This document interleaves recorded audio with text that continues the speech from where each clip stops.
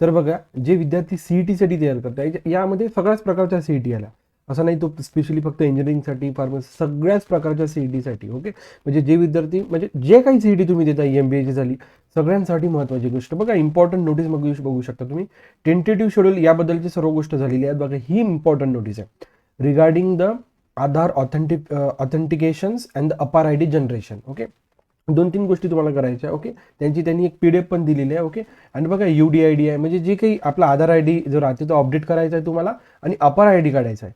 तर तुम्ही बघू शकता नोटीसमध्ये बघा, ही इम्पॉर्टंट नोटीसमध्ये मग तुम्ही जर इथं डाउनलोडवर जर क्लिक केलं तर ही PDF तिथे ओपन होणार. तर बघा या PDF मध्ये काय सांगितलेलं आहे, आणि बघा हे लेटेस्ट आहे, म्हणजे 22 तारीख, आज 22च तारीख आहे. 22 तारखेला हे म्हणजे ही जी काही PDF आहे म्हणजे ही जी काही अपडेट आहे, पब्लिक नोटीस आलेली आहे बघा. Notice for the Aadhaar authentications the APAAR ID generation and UDID for the PWD candidates. म्हणजे 2-3 गोष्टी सांगितल्या की PWD कॅन्डिडेटसाठी काय पाहिजे या सगळ्या गोष्टी बघा.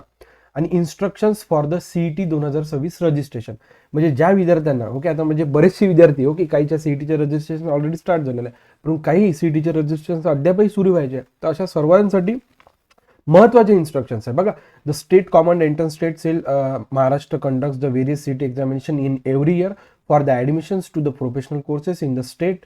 The online application form for the CETs for the academic year 2026 will be made available on the official website of the CET, state CET cell.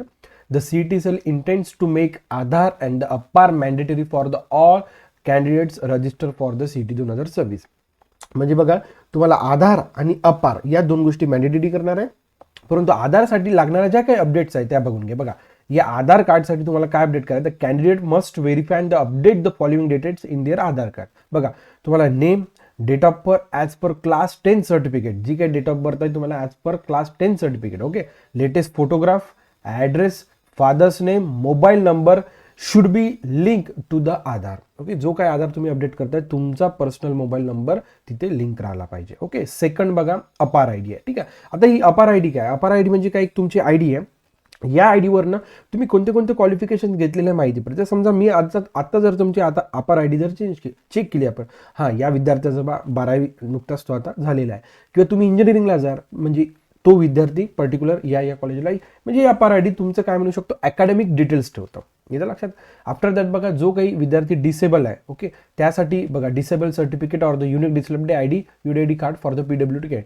It is mandatory for the PWD candidate to upload a disability certificate issue by the authority, म्हणजे corresponding authority if available PWD are further advise to obtain UDID as, म्हणजे जो काही PW जो काही disable विद्यार्थी आहेत त्याला या सगळ्या गोष्टी करायच्या आहे. Okay, scribe dated for the PWD, म्हणजे जे काही डिसेबल स्टुडंट्स आहे या दोघांसाठी महत्त्वाच्या या गोष्टी आहेत. 3 आणि 3.1 मध्ये ह्या ज्या काही सगळ्या गोष्टी दिलेल्या आहेत, PWD candidate for eligible to obtain for the scribe समज details of the 2 scribes time of online application, the following details are to be provide for the each scribe. ठीक आहे, name, Aadhaar, recent photograph, bonafide, म्हणजे जो काही तुम्ही कॉलेजमध्ये आहे त्या कॉलेजचा बोनाफाईड, हायस्ट क्वालिफिकेशन सर्टिफिकेट. या लक्षात. ही अतिशय महत्त्वाचे इन्स्ट्रक्शन्स आहे, म्हणजे याचं काय म्हणू शकतो, एक अंदाज आहे की लवकरच within 1 week, okay, specially for engineering, जो काही इंजिनिअरिंगसाठी तयारी करतो आणि ज्याला इंजिनिअरिंगसाठी ॲडमिशन घ्यायची आहे, ओके, अशा विद्यार्थ्यांसाठी लवकरच म्हणजे काय म्हणू शकतो, फॉर्म येण्याची शक्यता आहे. ठीक आहे, तुम्हाला जर व्हिडिओ आवडला तर नक्कीच आपल्या मिस्टर प्रोफेसर या यूट्यूब चॅनलला लाईक करा, शेअर करा आणि सबस्क्राईब करा. So thank you for watching. See in the next video.